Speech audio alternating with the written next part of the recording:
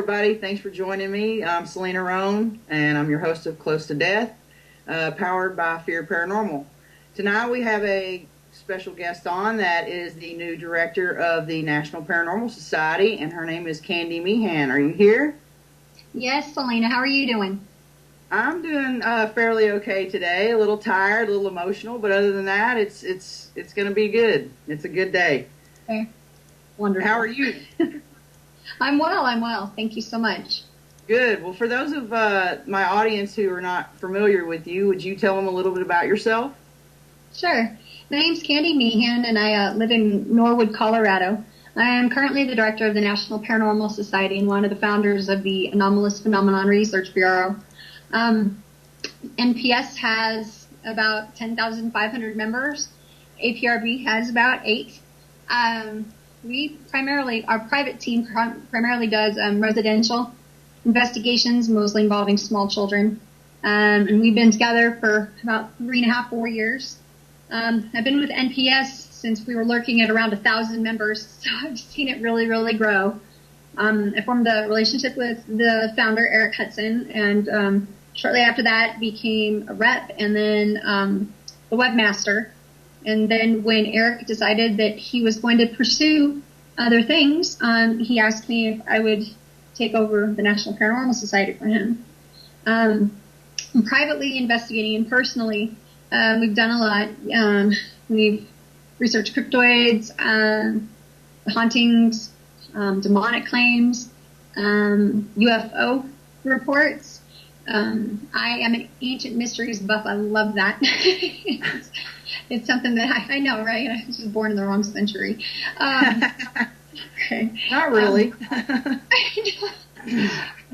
mean, I'm open to everything in the fringe sciences. One of the things we try to reiterate with the National Paranormal Society is to establish a baseline so that we can start documenting these things and move forward and make the scientific community recognize us a little more readily. So. Yeah, and not a bunch of crazy people who make crap up. I mean, that's what I'm most proud of being a part of NPS is that it's a lot more than just a bunch of discussion. It's actually scientific proof that's been found, or this a study of learning more about it. That's what I like about NPS is that you learn so much. Besides all the crazy comments that some people come on there and say and attack each other, which we nip in the butt really quick. I'm very proud to be a part of it. Absolutely. And we welcome all perspectives. I don't care if it's Nikola Tesla that motivates you or if it's, belly button land. Right on. Explain it to me and show me how we can bring it to a balance. I only believe that paranormal is actually going to step forward once we're able to take the science and the spirituality and give them both some ground. We're coming out with all sorts of new tech and toys. I have to tell you, I sold industrial parts for a very long time. For 7 years, I sold transmissions for Kenworth, Peterbilt, mining equipment, haul trucks, drive lines, things like that. And a lot of the equipment they used was stuff that we used in our shops.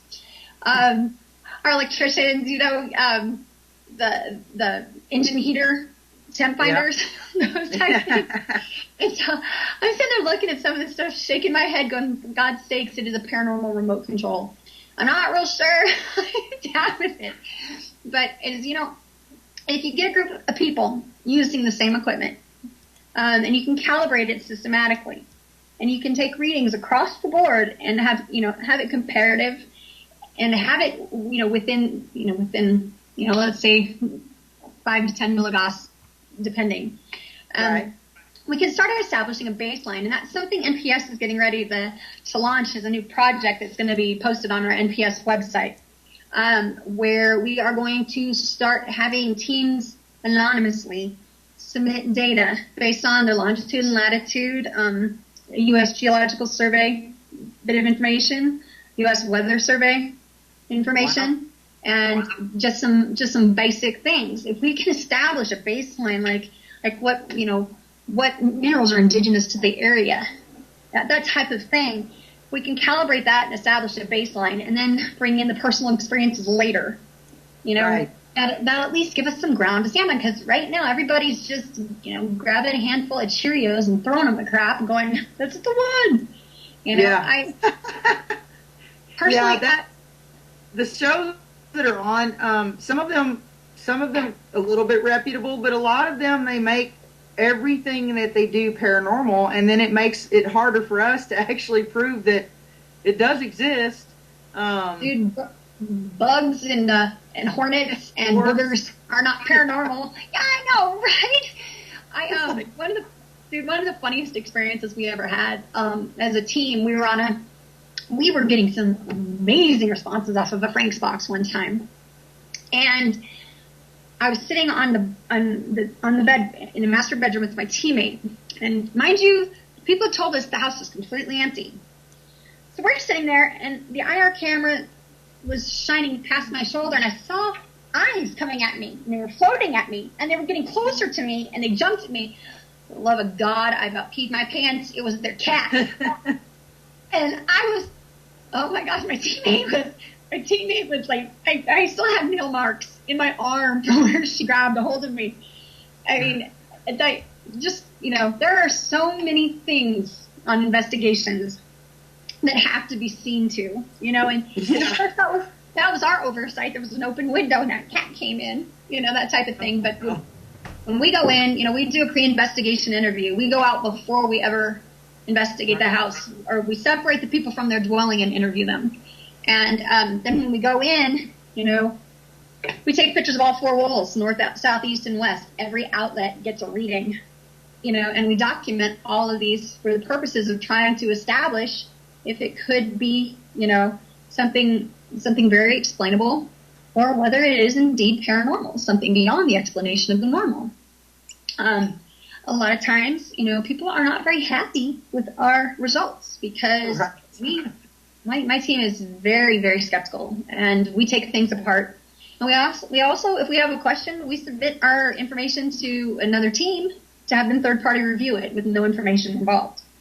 Peer review is vicious, but it's wonderful because, it's eye-opening and it's honest. And that's something that happens on the NPS page a lot.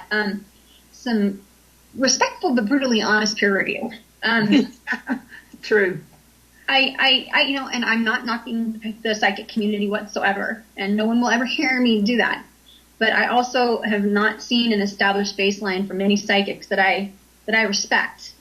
Chip, that gentleman has taken a step forward with the paranormal community, and he's one in a billion. Edgar Casey. But these aren't people that are coming in saying that orb is Uncle Fred and he wants you to let the dog out. Right. When you're taking pictures in a cemetery and it's 75% precipitation and you're using an iPhone and you got a flash. I think that some people are so desperate for something to be paranormal that everything is. True. And, I was just watching Lisa's show before this one, and John Zaffis was on there, and he said that, there are people that, do like for people to pay them attention, so whatever they can do to get that attention, and they'll have several different teams come in for the same thing, and they'll be told, what they need to do, but it's just that attention thing. And that they're so desperate to find answers for maybe a loved one or I don't know, but we were talking about that earlier, how we've run across that quite a bit now in the paranormal community because of all the shows that are out there, and they're making everything either paranormal when it's not, or demonic if it is actually paranormal. I mean, they go straight to, demonic, and it's like, not all spirits are pissed off. You know what I'm saying? I would not, like today's my mom's birthday, and I would think that her spirit would not be a pissed off spirit. She would have messages that are friendly and loving and things like that. So I hate when they go straight to, oh my God, it's demonic, and things are all evil in my house, and then they start making themselves, doing the mind tricks on themselves. So makes it Absolutely. hard for us as well. Well, now we have to take into consideration. There's a couple things. I have one theory. It's that 40-year-old rejected pom pom girl thing. That it's not high school anymore. You know what I mean? Right. And just because it goes bump in the night scares you doesn't mean it's demonic. And I am certainly not under the impression that one religious sect has any more answers than another. I believe that people do not look deeply enough inside of themselves first to find out what's going on. 26% of Americans in the United States today over the age of 18 are diagnosed with mental illnesses. Yeah. And you take into consideration how many undiagnosed, unreported MIs are going on around. People are self-medicating. How many times have you gone into a house and found out you're dealing with a diabetic who won't take their insulin and stuffing candy bars under their bed? People taking heart medicine. I'm a snooper, and I'll tell somebody. I'll get them right behind me and walk through their house, and I'll open their medicine cabinet right in front of them, all sorts of stuff. Because if they want me to do an honest and deliberate job, I want honest and deliberate answers. Right. We had a case one time that involved the suicide of a minor, very young kid actually, about 14 years of age, and he hung himself in their garage of their condo. Oh. And we were called in, and before we even went in, there was a lot of behavioral alerts from the mother and the sister. They lived together in the home. When we got into the home, it was like the atmosphere completely changed when you walked into that house. And they had built altars to him all over the house I bet there was 7 or 8 of them, all with candles that were continually burning. And personally, I have some personal beliefs about, tying stuff up on east, north, south, east, and west. I'm Wiccan, and I believe in my quarters. And if something was there, it had no chance to find peace. The house, we got some really strange readings in the house, but also we had to take into consideration, we look up on the county assessor's office when things are, built, modifications to the house. We look up electrical, anything we can to find out about the dwelling itself. And it was fairly old, built in the 60s. So some of the outlets were pouring out some pretty intense moldings. But when we went into the garage where the young man was found, they had a black ribbon hanging from the rafter. And they'd enshrined it. And oh my God. I think that was probably the most disturbing thing I'd ever seen. There was alcohol and substance abuse very evident in the home. They didn't even clean up after themselves. We had to make a decision as a team about what we were going to do. And, this may offend some people, but we ended up calling Department of Human Services and Social, and the mental health clinic in regards to it. And that was only after the client had come back in and the 7-year-old niece came out. It was a ribbon or a shoe tie around her neck saying she was going to kill herself. We knew at that time, no matter what paranormal claims there was a substantial level of mental illness that we could not participate in or contribute to by our presence. Right. And I don't know that a lot of teams out there are going to not only recognize but admit that they can't save somebody in that state of mind. No. We do have some medical professionals in our field, and they're emphatic about the do no harm. And I think the vetting process that we have to go through before we talk to these potential clients is just enormous. And if I found out there was a client that had gone through 3 or 4 teams, I'd pass on it, because I'm not going to give you the answer you want. I'm going to give you the truth that we find. And if we find nothing, that is precisely what you're going to hear. Right. I'm not going to tell you the dog sneezing is Uncle Bob on an EVP. I'm done. I'm sorry. Yeah, exactly. And you can't. Feelings are absolutely valid, but are they verifiable? No. And we have people on our team that are sensitive. And what we do is we take their personal experience, document that, and attach it to the report. However, it does not go into the substance of the report because it is not verifiable. And that seems to go against the process of a lot of teams. They, whatever the psychic says is what went on, even though most of them that I run into, some of them have very good track records. It's, right. I believe, the truth is what I can prove. Well, speaking of psychics and Chip, I have run into a few that claim to have abilities and, have been proven not. And, that makes it, again, harder for, like, Chip, that actually does have an actual gift, for him to have any credibility because of all the other people who kind of make him, I don't know, his I don't say his job, but it makes his gift look like less than. And that man is absolutely amazing. We have used, actually, the co-founder has abilities on my team, and, she doesn't always go in and start immediately, doing her clairvoyant, whatever she does, her mediumships. She doesn't do that. She's in there to paranormally investigate what is going on. And if she gets a feeling or whatever, she mainly keeps it to herself until we're done. Excellent. And then we kind of go from there. And normally, if she doesn't want to know about the location, excellent, we won't tell her anything. She won't look it up. I mean, she's just not like that. But if she's not getting anything, I mean, she said, "I'm not feeling anything."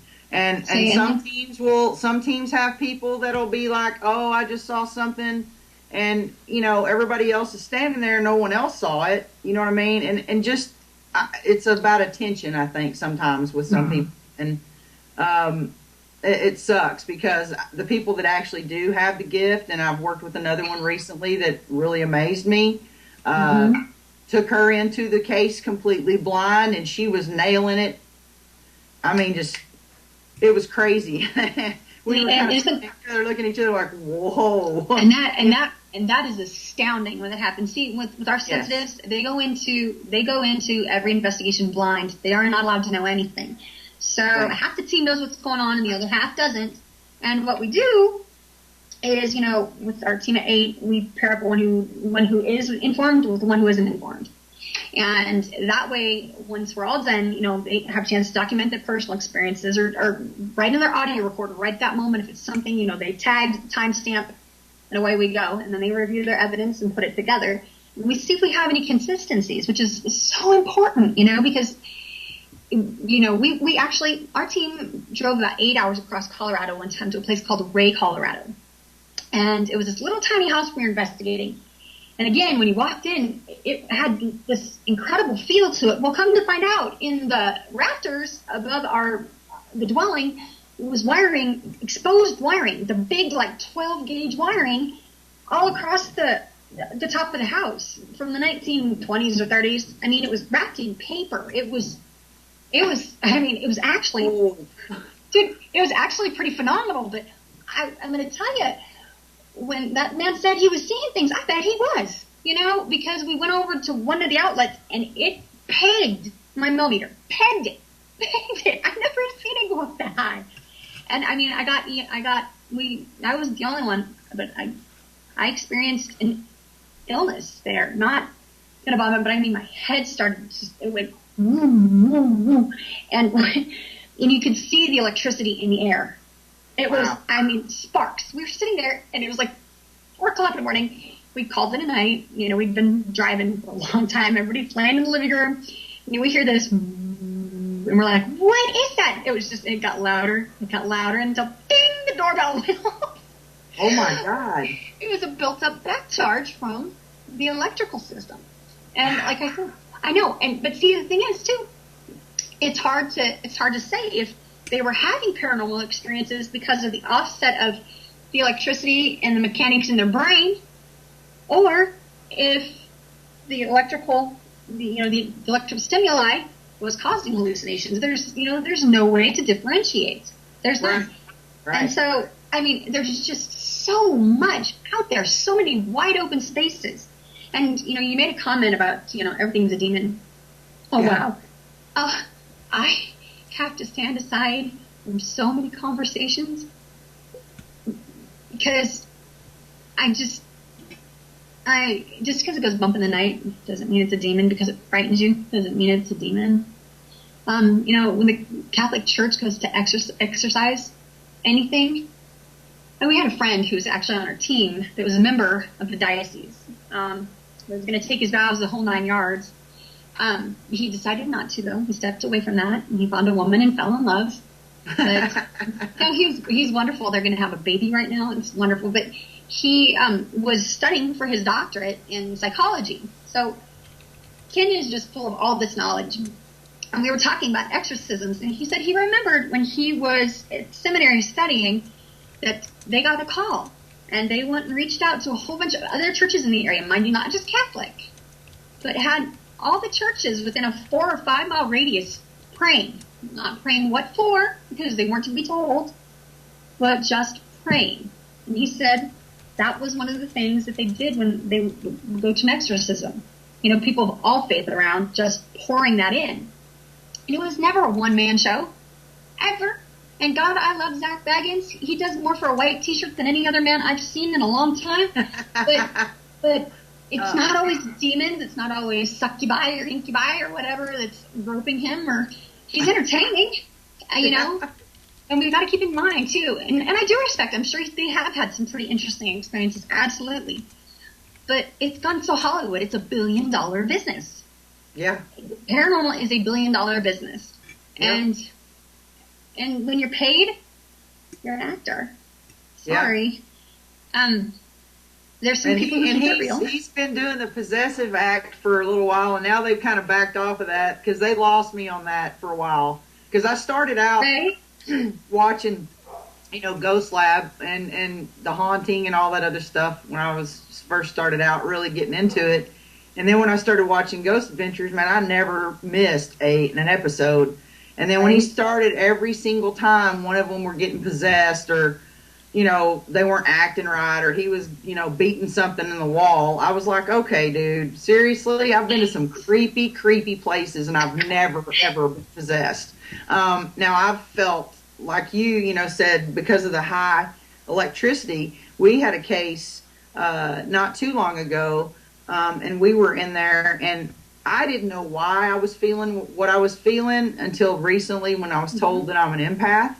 I kind of knew that already, but I kind of blocked the stuff. But I got really sleepy at first, and then I got the most massive headache I've ever had, and then I almost threw up. And I had to actually remove myself from the house, go away across the street for a few minutes, and then I could re-enter. But now I understand that I was picking up whatever emotion that was going on in that house, and it was just in that one room. And it was just so weird that happened. So with the high EMFs that you were getting in that house, they had to have been hallucinating like crazy, but also the paranormal, you know, like we know, feeds off of energy. So it could have very well been a little of all, you know, both them hallucinating and also paranormal stuff going on. Right. So, Absolutely. But it just really is weird how, like you said, you know, you got, you know, sick or felt horrible, and it was from EMF, and you know, your body like is the best piece of equipment. And even Chip said that, you know, I mean, he doesn't really use a whole lot of gadgets when he's on an investigative mode. He does mainly what he feels, and of course he has a little bit more ability on feelings than I do, but the body is definitely the equipment that I go to first. And if I'm feeling something and you can feel heaviness in the air, then yeah, I might set a couple of pieces of equipment down to kind of back up what I'm feeling or whatever. But the EMF stuff, that blows me away that it was that high, that it was pegging off the charts, and that it was backfiring into the doorbell. That's insane. My husband and the other investigator that went with us, we all were just looking at each other because by that point we were all ill and just absolutely drained.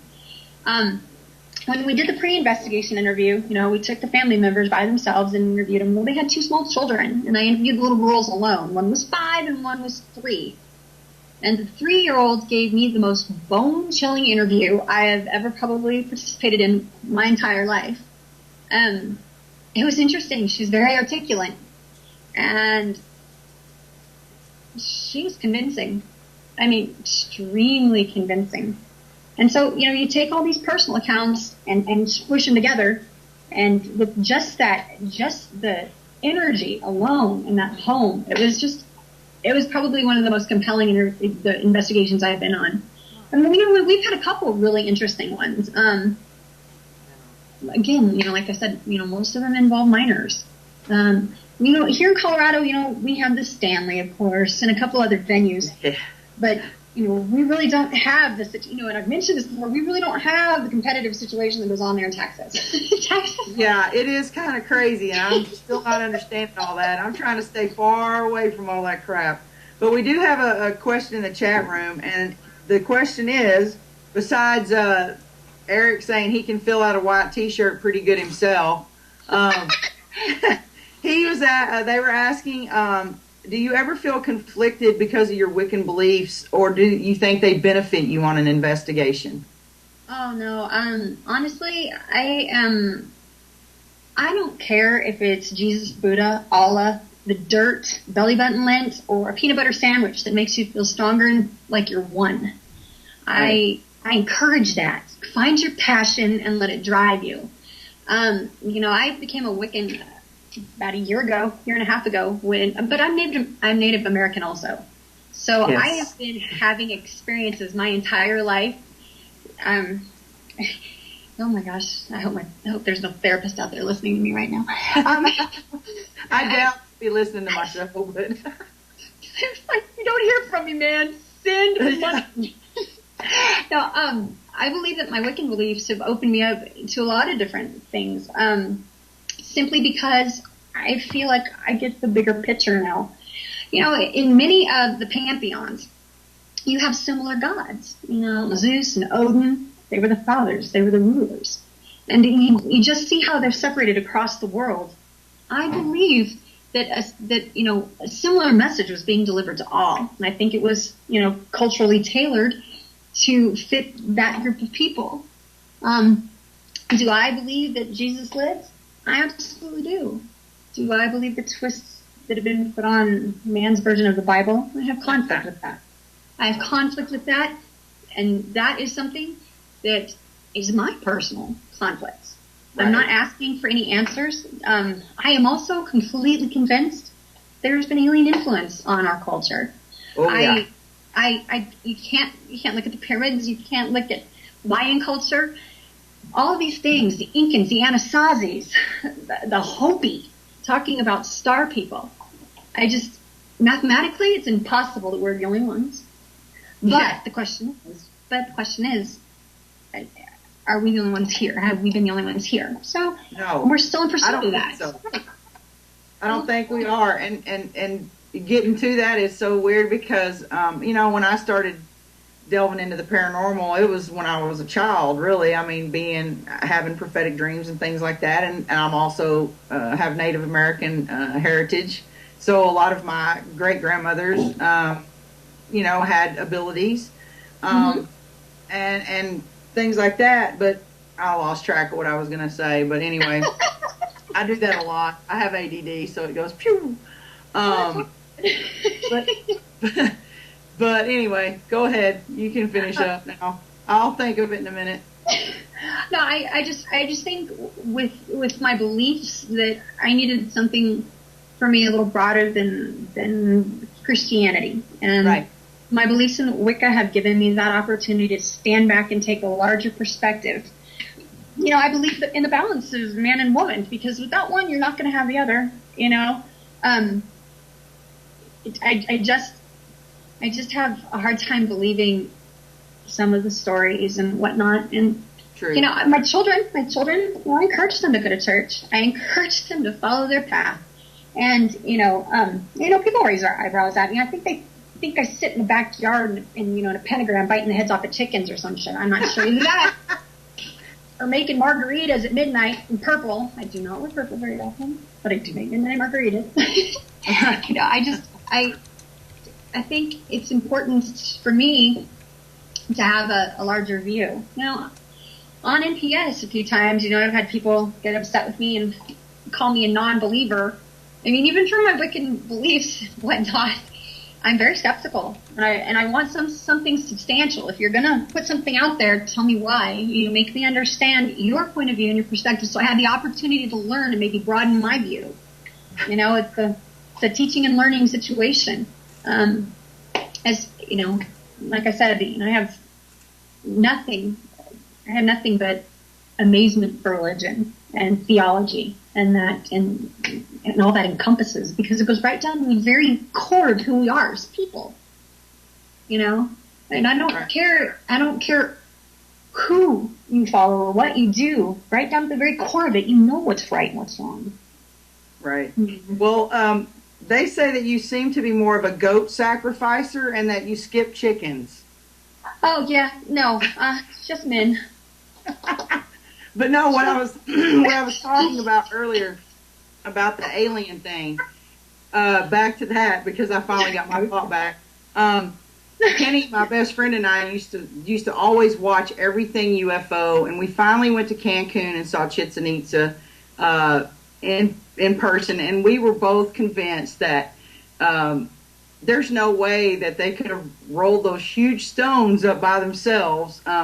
I don't care what kind of contraption or pulley system they might have had. We had help building those pyramids, and we've also, if you could look at the technology that is so crazy, from one thing to, like we had in '87 when I was in high school, we didn't have cell phones or iPads or anything like that, and yeah, it's been 30 years almost, and we're not going to go there, but the technology has just went, in leaps and bounds like crazy, to where where did that come from?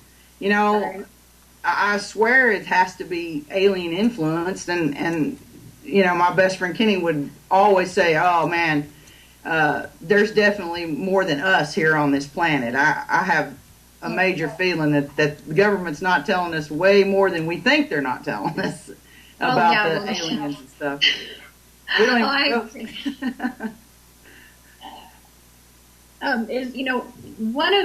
was in Phoenix during the Phoenix Lights, and we actually lived out by the White Tanks Mountain in Litchfield Park, off a road called Jackrabbit Trail, and we lived out behind the Air Force Base, and we'd see planes and all sorts of very interesting things flying in and out. But Phoenix Lights were something absolutely different.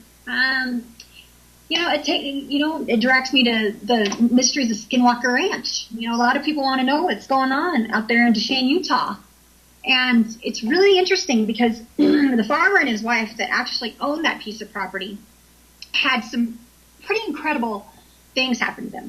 Like, the one that's most profound in my mind is that, they were having all these weird cattle mutilations. And his wife and he decided to go to the store one day, which is about an hour and a half drive, because they lived very, very rurally.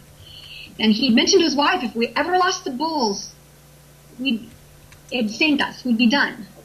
When they got back, those bulls were loaded up in the back of a trailer, a cattle trailer, stacked on top of each other, dead. Now, these weren't hand-fed babies. These were, bulls are aggressive.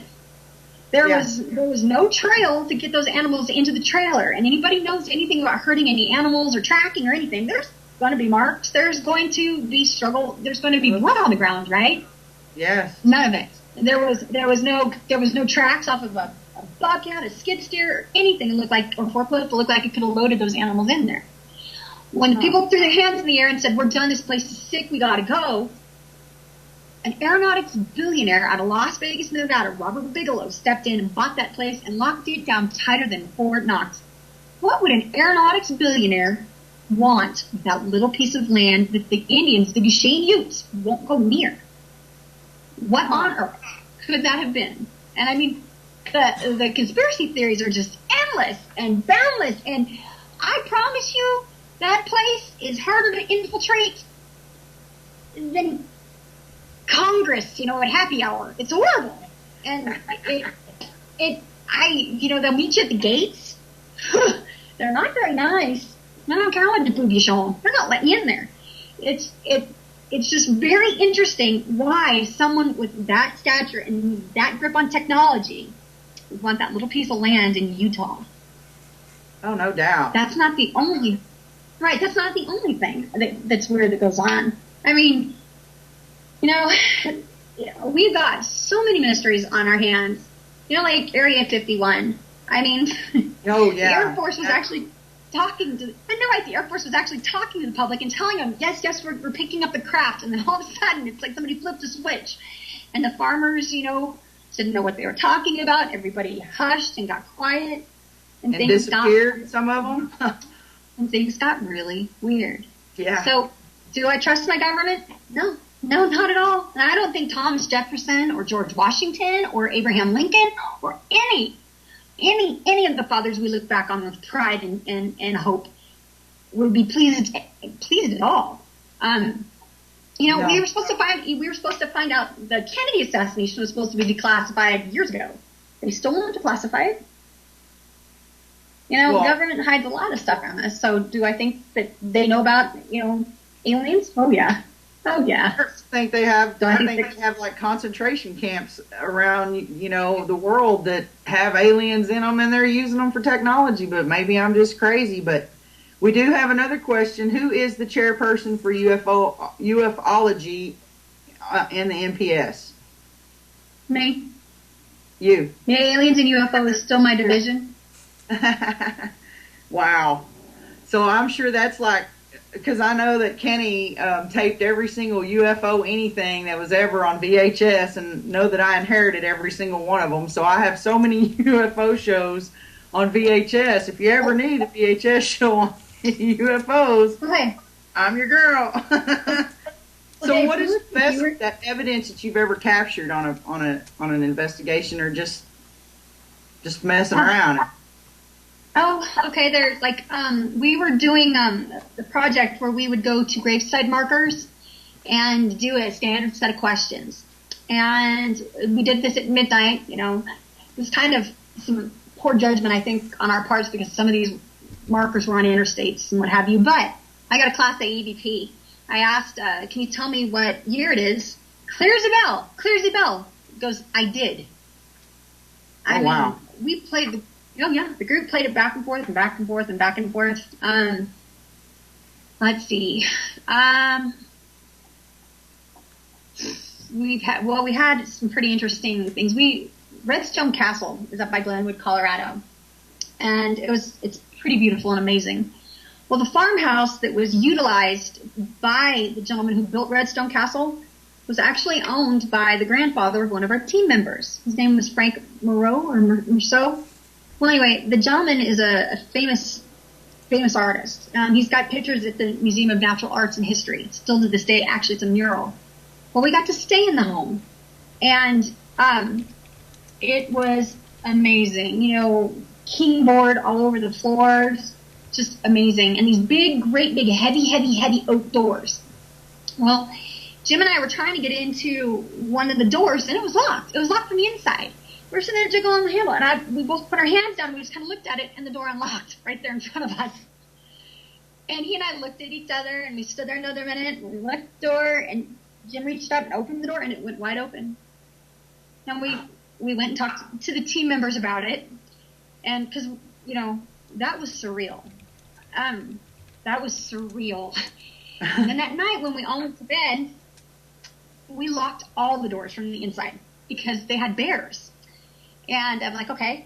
So we get up in the morning, and I had to go, I've got a bladder size of a peanut. So I got up like 5:30 in the morning, and I went downstairs, and there was no being sneaky going anywhere in that house because of the way the boards creaked. So I'm going down the stairs, and the inside door is wide open. but the screen door was all locked up. So I ran back upstairs, and I got my husband, and I got Jim, and we came all running downstairs. We're all just kind of sitting there looking at the door, just all in disbelief, you know. It was very interesting. And he kept making some jokes about how his grandmother would not have approved of single women sleeping in the house. and that's what he attributed to some of the activity to, you know. But the door opening, the lock turning, that was probably one of the strangest things I've ever seen. I've had a bunch of experiences as a child, but those, you know, those are, I go and get by the grain bins, and, you know, I'd see tribal dances. My grandmother was always the one to find me too, and she told me it's okay. It's, you know, it's just Papa dancing, you know. She was talking about, you know, her grandpa and things like that. And, oh yeah. And, you know, my husband and I, well, this one's a good one. We were driving between Grand Junction, Colorado and Delta, Colorado. And if you know anything about the area, we're high desert is what we are here. And I was listening to Tally talk, and we're sitting in this pickup truck, and I kind of glanced out over my left shoulder, and everything was green, and there was a herd of buffalo, and I could smell the herd, smell the grass, hear the animals, and I could feel wind on my face. Mind you, the windows were up in the truck. And I looked for a second, I looked back over my husband, and I said, when did they start herding buffalo out here? And he looked at me and he goes, what are you talking about? And I turned back and I looked. And they're gone. It's gone. And I made him pull over, and I walked back 10 feet, you know, and I went out like 100 yards into just the dirt. And I just stood there for a second. And I mean, it was a real moment for me. I wrote that one down. So, you know, there've been things, you know, and I'm sure that everyone's had some moments. You know how you and I were talking about psychic abilities. I absolutely believe that every single person inherently is born with it. But I do believe that systematically we shut it down. Like tragedies may shut it down or may open it up, you know, possibly, you know, with what you experienced with your mom might keep you more open to those people. Yeah. Yeah, it definitely, I know I shut it down when I was younger because of the dreams that I had. And the one that I had therapy over, was, you know, I blamed myself for me dreaming it caused the accident, and therefore my dad's best friend lost his life. And, you know, I was like 11 or 12 years old, and I mean, I took that guilt very, very hard because I really thought, because I'd had dreams, you know, throughout my life, and every time they would come true, and it would be like more like a deja vu type thing. Nothing like, you know, that had anything to do with death, and until that dream. And it was so weird. And, you know, you go through stuff, and yes, you do shut it down because some of them are pretty scary that I had. So now I'm trying to open that ability back up, and it's not as easy to open up as it definitely was to shut down. But I am doing that a little at a time. You know what I'm saying? So I'm not trying to rush it, at all. So what, where have you wanted to go but you haven't been able to, like a bucket list location? Ireland,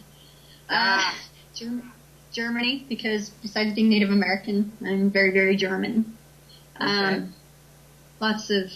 Anything Viking.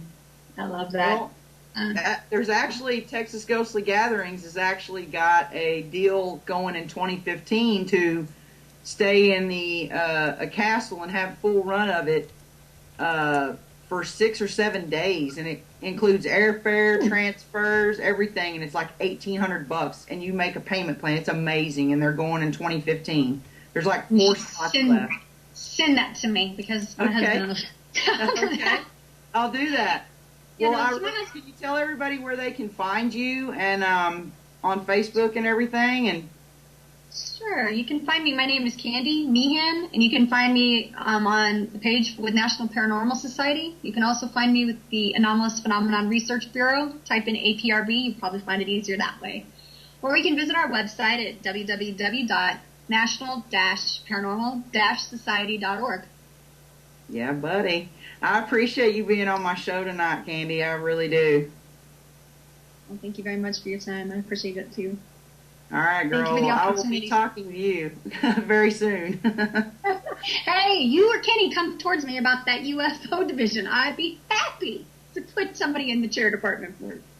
All righty then. Thanks a lot, girl. You have a great weekend. Or week, actually. Bye, Selena. Bye-bye. That was Candy Meehan, the director of National Paranormal Society, and she has just gotten the directorship very recently because Eric Hudson went to do other things. I want to thank her for being on my show for sure. I also have a lot of other things to discuss tonight. One, Fear is taking on the role of selling Chip Coffee Talk tickets. They will be on our website on the events tab, Fear Paranormal .wix.com, and fear-1 is what you got to put in there to get to our website. Just click the events tab, and then we also have you can get tickets for HHL, the History, Haunts, and Legends, which is in Jefferson, April the 12th. I will actually be speaking at that event, and we'll also have the Ghost Hunter store table. Then there is the Tyler Paracon, which I've been asked to speak at recently, and that is April 26th. There will be Kevin Betzer and Randy from Deep South Paranormal. They're really cool guys. I met them actually at the Myrtles on this last weekend. Then we have the Granbury Paranormal Expo that's coming up in May. If you would like to have anything as far as fear gear, like t-shirts or anything with fear, just go to our Facebook page, Fear Paranormal Society, and send us an inbox message. If you have a case that you'd like for us to check out, do the same. You can also look for Close to Death Facebook page. Give it a like. Next week, I've got a pretty cool guest. Her name is Kristen Lumen. You might be familiar with her from the Ghost Mine, my bad. They're trying to renew Ghost Mine for a third season, so she's going to be on to kind of talk about that next week. I would like to thank my sponsors, Syntex Roof Systems. They do more than just roofs. They're now remodeling, doing renovations, buildings outside, everything. So just give them a call, Syntex Roof Systems in Waco. They're on it. And then my last and final sponsor, my good friends Wendy and Wes Flanagan at Flanagan's Party Barn in Waxahachie. They will be more than happy to hook you up with any kind of party that you want. Just give them a call. I will be back next week, like I said, with Kristen Lumen. I wanted to take a second and, in honor of my mother, happy birthday in heaven, and love you, and that's it. Peace out.